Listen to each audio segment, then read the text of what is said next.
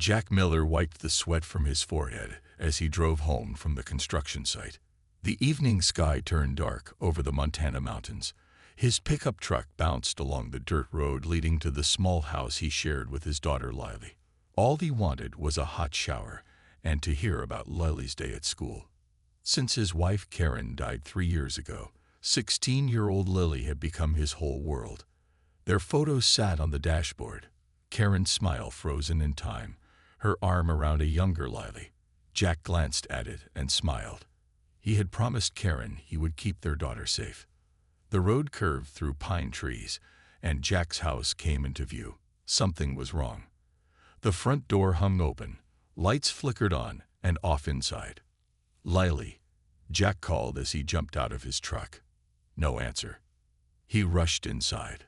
The living room was a mess. The couch was flipped over. Broken glass covered the floor. The walls had burn marks unlike anything Jack had ever seen. "Lily," Jack shouted, his heart racing as he checked each room. The house was empty. He ran outside, calling her name. Only the wind answered.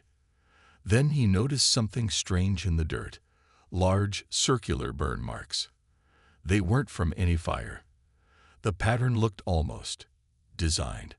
Jack called Sheriff Dale Porter, who arrived 20 minutes later with 2 deputies. "Probably some drug-up kids," Sheriff Porter said, writing in his notebook. "Maybe Lily went to a friend's house." Jack shook his head. "She would have called me. And look at these burn marks. What kind of kids could do this?" The sheriff frowned. "We'll put out a missing person report. That's all we can do right now." Days passed with no sign of Lily. Jack barely slept. He put up posters all over town. He called Lily's friends. No one had seen her. The sheriff's investigation went nowhere.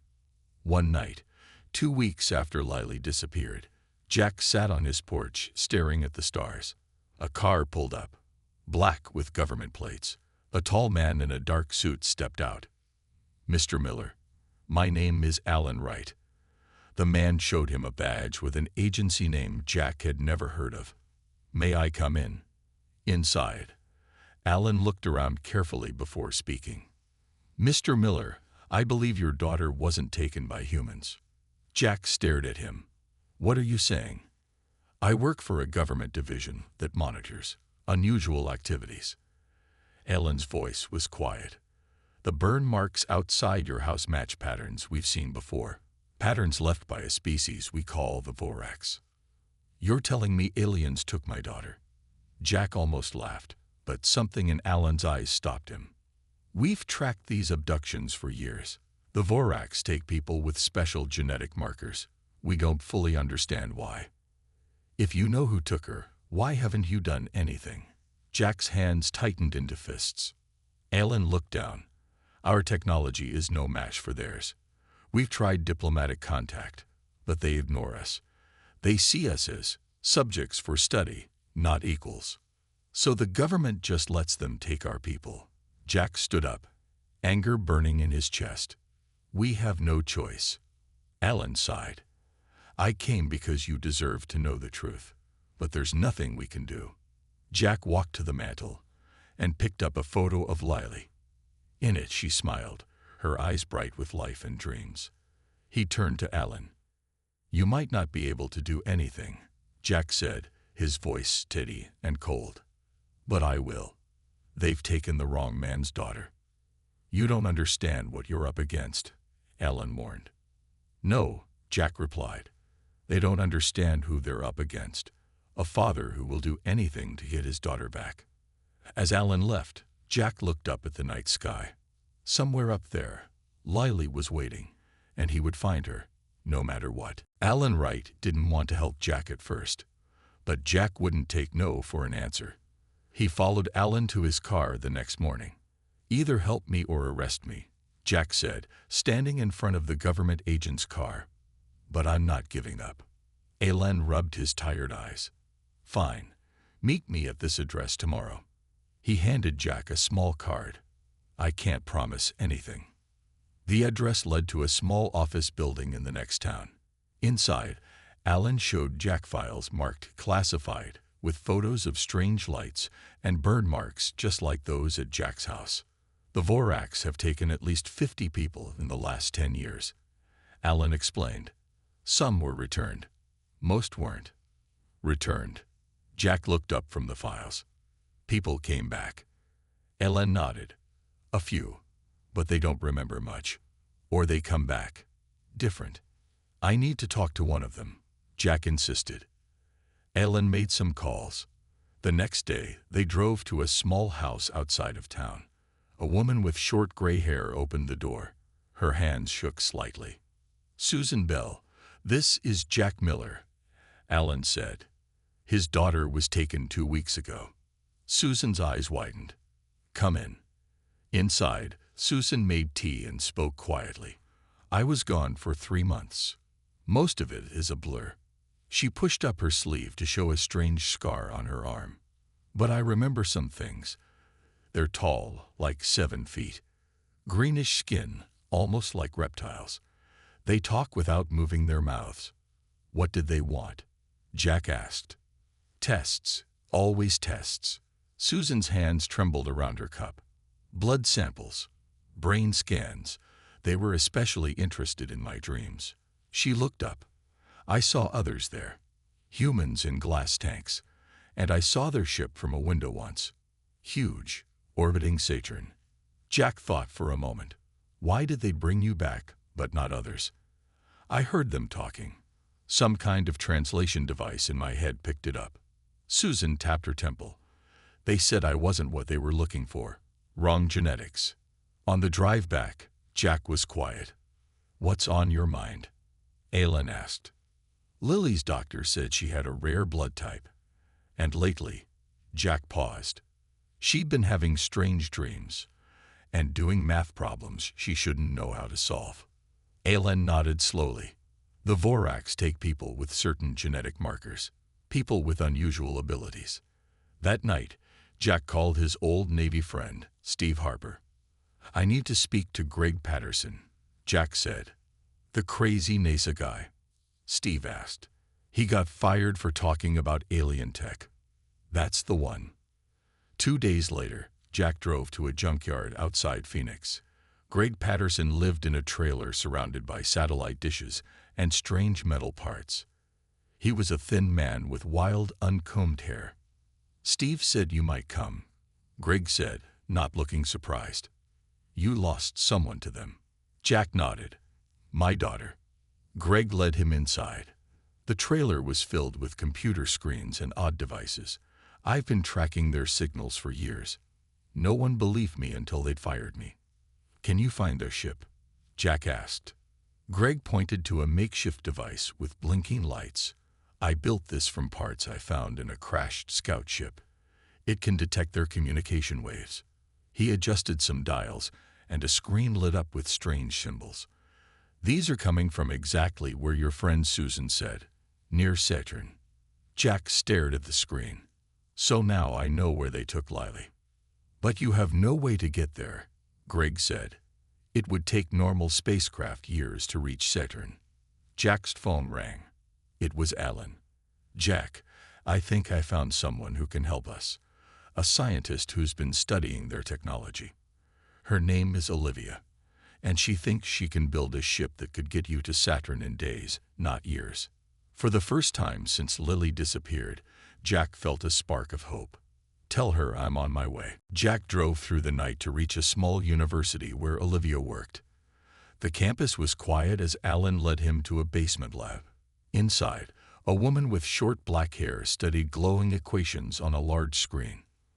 Olivia, this is Jack Miller, Alan said. Olivia turned. Her eyes were sharp and curious. The man who wants to reach Saturn. She didn't offer to shake hands. I've heard about your daughter. I'm sorry. Alan says you can help, Jack said. Maybe. Olivia pointed to her equations. I've been studying Orcs technology for 5 years, ever since they took my brother Paul. Jack hadn't expected this. Your brother was abducted too. Yes. The government pretends it never happened. She gave Alan a cold look. But I knew the truth. I found a piece of their technology near where Paul disappeared. I've been studying it ever since. She led them to a table covered with a cloth. Underneath was a small metal device shaped like a triangle. It hummed softly and floated an inch above the table. It defies our physics, Olivia explained. It creates a field that can bend space. With the right power source, a ship using this technology could reach Saturn in days. Can you build it? Jack asked. I have the designs, but I need money, materials, a place to work. She shrugged. Millions of dollars I don't have. Alan cleared his throat. I might know someone who does. The next day, they'd met Peter Brown in his massive office overlooking the city. Peter was in his 50s, with a confident smile that didn't reach his eyes. So you want me to fund an illegal spaceship to chase aliens? Peter said after hearing their story. He didn't sound surprised. You don't seem shocked by any of this, Jack noted. Peter's smile faded. My son Ben disappeared 2 years ago. The police found nothing. But I found this. He opened a drawer and pulled out a metal shard similar to Olivia's triangle. I've been looking for answers ever since. Help us, Jack said simply. We can find your son too. Peter thought for a moment, then nodded. I have a private aerospace facility. It's yours. For the next 2 weeks, they worked day and night. Peter's money bought materials and equipment. Olivia directed the construction of a small ship in a hidden hangar. Greg joined them, bringing his tracking device. Jack helped where he could, thinking of Lily with every piece they installed. Then one night, alarms blared through the facility. Security guards reported an intruder had somehow passed all barriers. Jack, Alan, and Peter rushed to the hangar. Inside, standing beside their half-built ship, was a strange figure. It looked almost human, but too tall and thin. Its skin had a bluish tint. Its eyes were large and entirely black. Don't shoot, the creature said in perfect English. I am here to help. Guards surrounded it with guns raised. Jack stepped forward. Who are you? My name is Dex. I am Ardani, from a world conquered by the Voraks long ago. The alien's voice was musical, with an odd accent. I serve on their ships as what you would call a slave. I escaped in a small craft to find you. Why? Alan asked suspiciously. Because I know where they keep the human called Lily Miller, Zex replied. And I want the Voraks to fall as much as you do. The room went silent.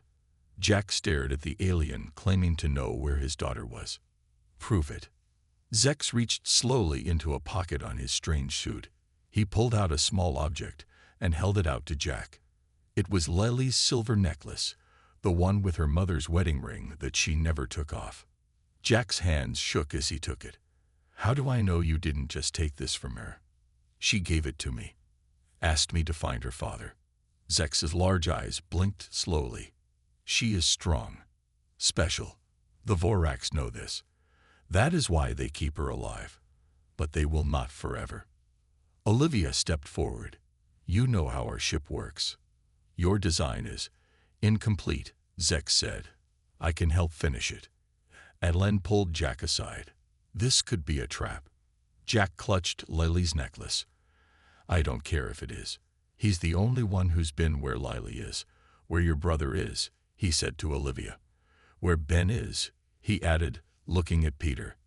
Peter nodded. I say we trust him. For now. Jack turned to Zex. Help us finish the ship. Take us to them.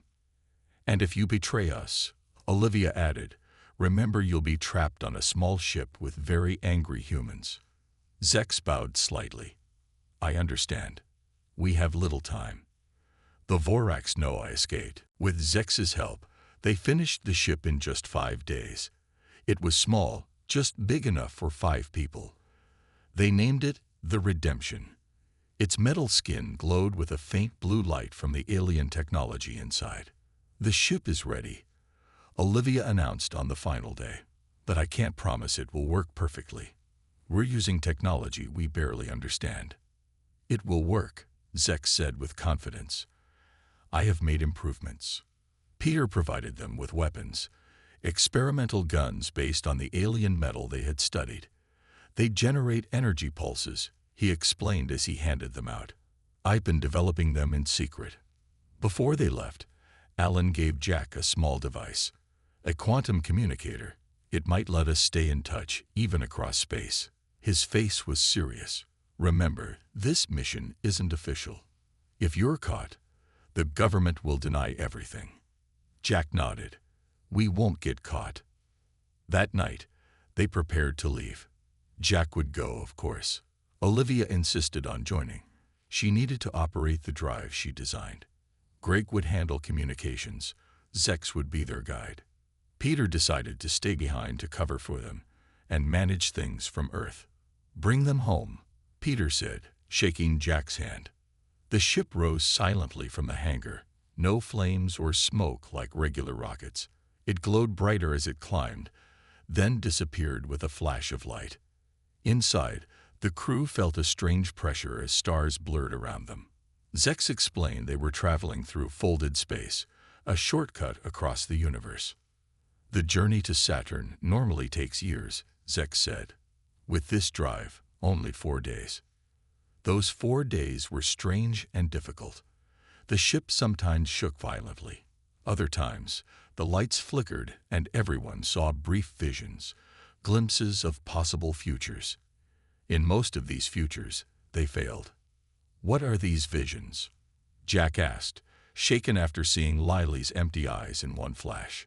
Time moves differently in folded space, Zex explained. We see possibilities, not certainties. On the 4th day, Saturn appeared before them, a massive planet with beautiful rings. But what caught their attention was the structure hidden within those rings. A huge ship, at least a mile long, shaped like a curved blade. The Vorax mothership, Zex said, where they keep all human captives. How do we get in? Greg asked, looking at the massive ship. I will transmit codes that identify us as a returning scout ship, Zex explained. But we must hurry. The codes change regularly. As they approached the mothership, Zex taught them about the Vorax. They are organized in castes. The scientist caste runs the human experiments. Their leader is called the Architect. He oversees all genetic research. Where will Lily be? Jack asked. In the research sector, most likely. Zex pointed to a hologram of the ship. We will dock here, then split up. Jack and I will search for Lily. Olivia and Greg should access their data system to find information about other captives. And if we're caught? Olivia asked. We won't be, Jack said firmly. Zex looked less certain. If captured, say nothing.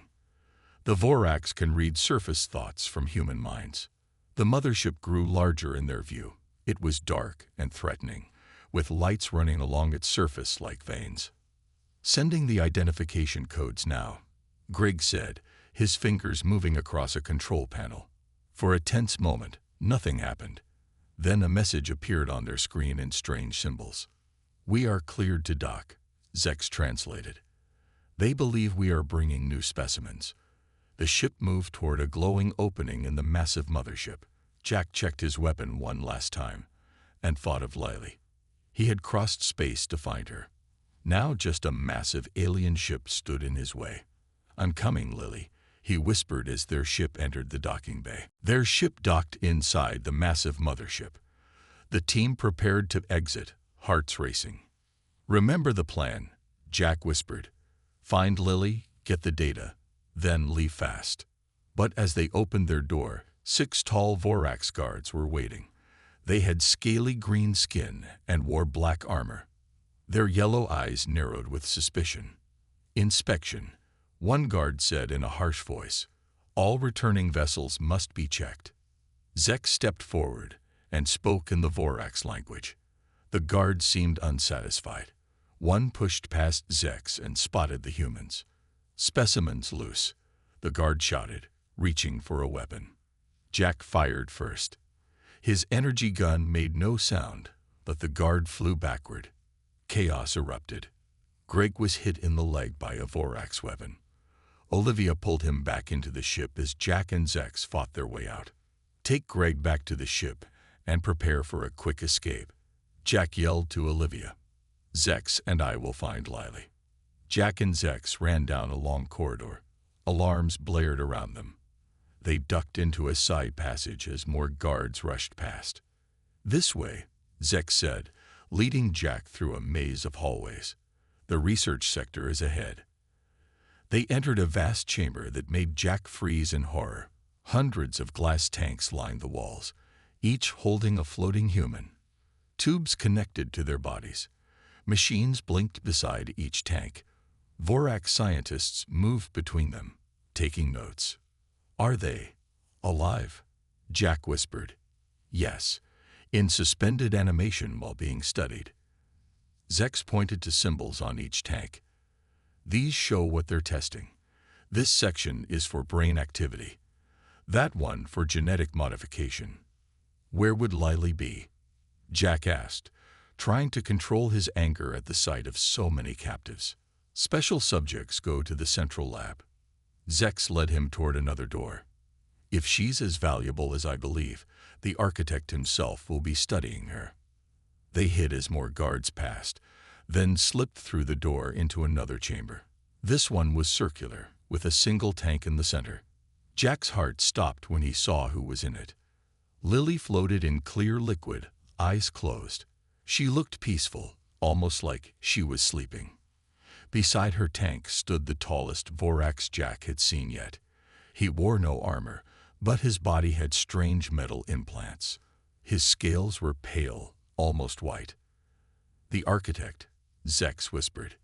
The leader of all Vorax research.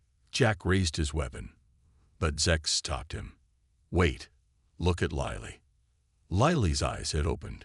She didn't seem afraid. Instead, she was making hand gestures, communicating with the architect, who nodded in response. She's working with them. Jack asked in disbelief. No, mind control technology. Zex pointed to a small device on Lily's head. They make subjects cooperative. Before they could move closer, a guard spotted them from behind. Intruders. Jack and Zex were quickly surrounded. Guards took their weapons and brought them before the architect. The tall alien studied Jack with cold interest.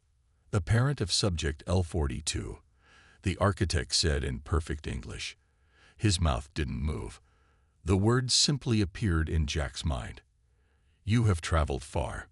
Impressive for such a primitive species. Let my daughter go, Jack demanded.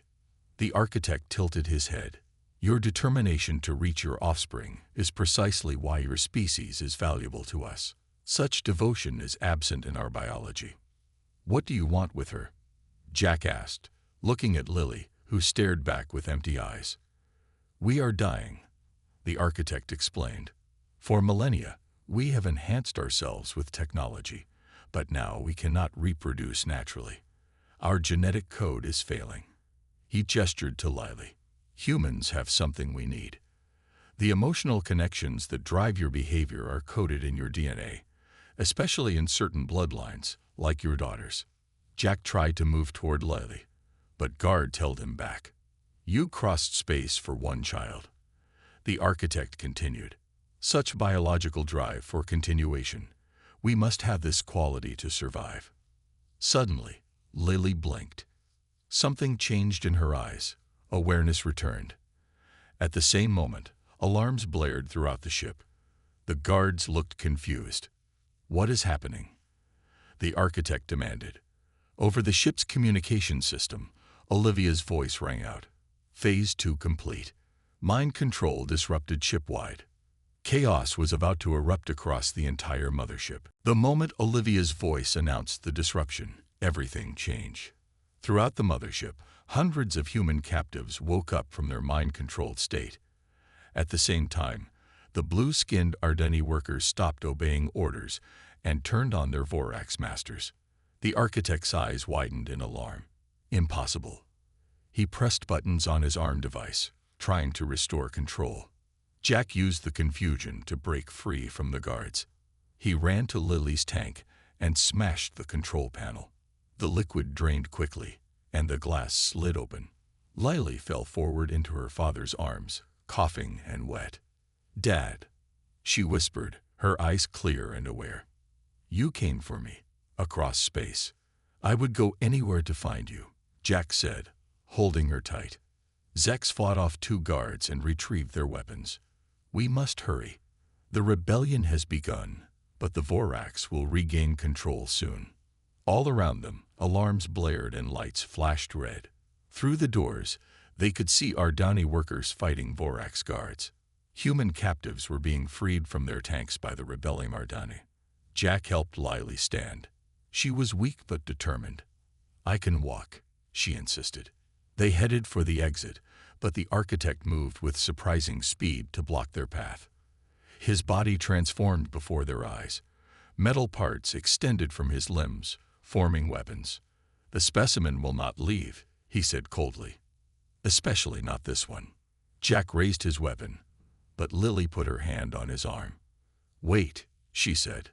To everyone's surprise, Lily stepped forward and raised her hand toward the architect. The alien's body suddenly froze. The metal parts on his body retracted against his will. "What is happening?" The architect's voice showed fear for the first time. "They did things to my mind," Lily explained to her shocked father. "They wanted to see if I could control their technology. Turns out I can." Zex looked amazed. The experiments worked better than they intended. With Lily keeping the architect paralyzed, they moved past him into the corridor. The scene was chaotic. Ardani and humans fighting together against the Vorax. They made their way through the battles, heading toward the docking bay.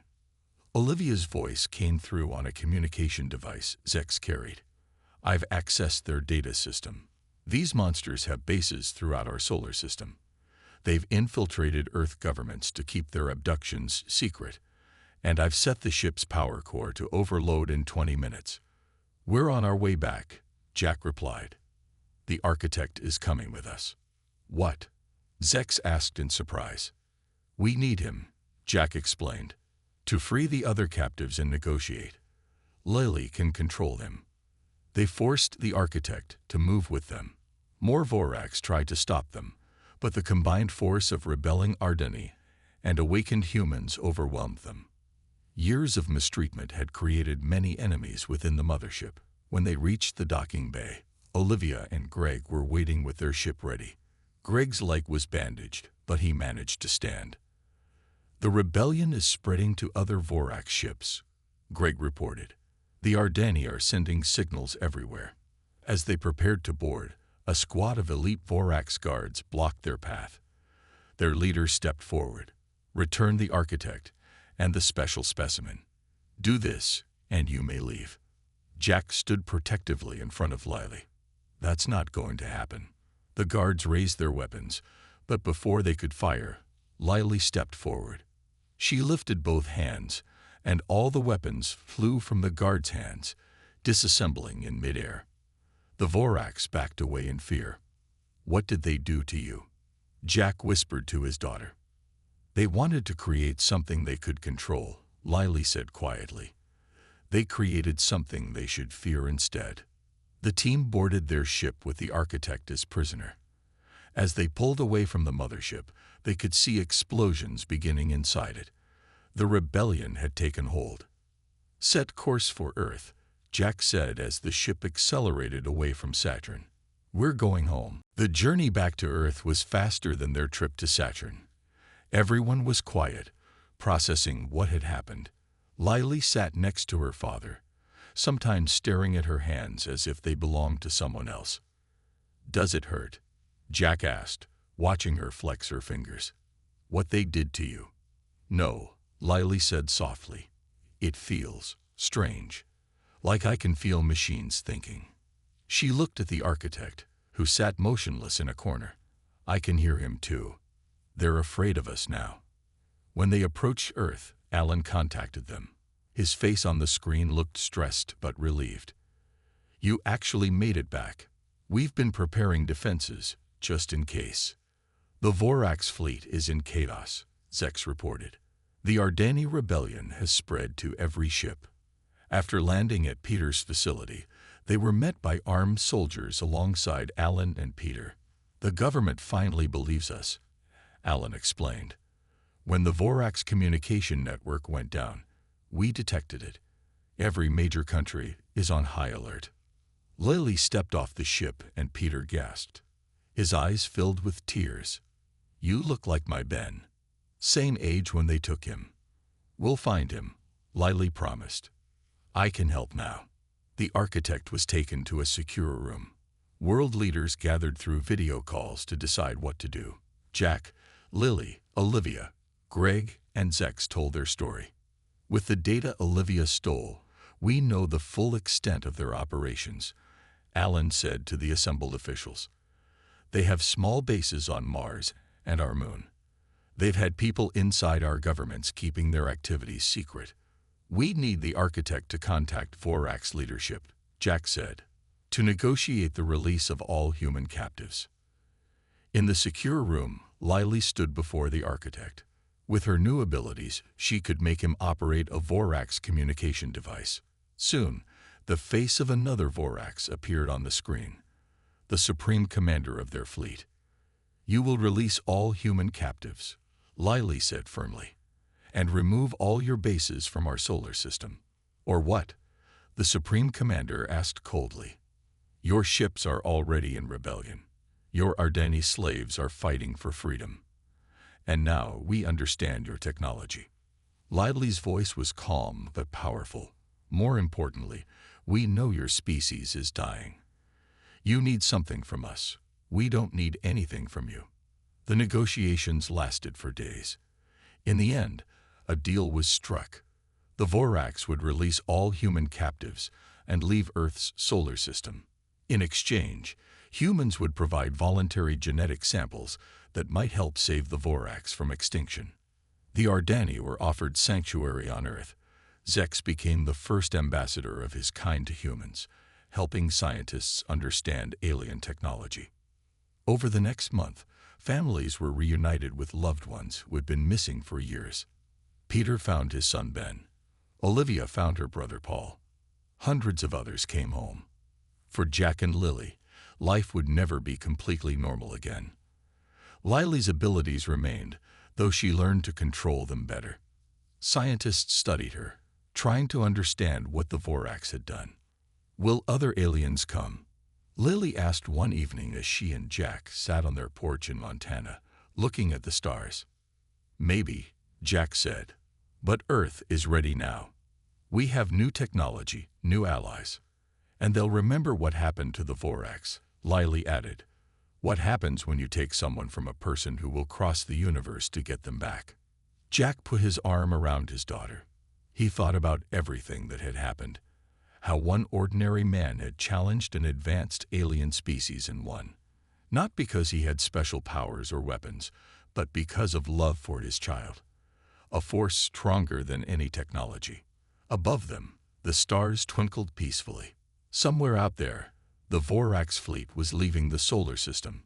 The word was spreading among the stars. Earth was not to be trifled with. Humans would go to extraordinary lengths to protect their own, and one father had proved it.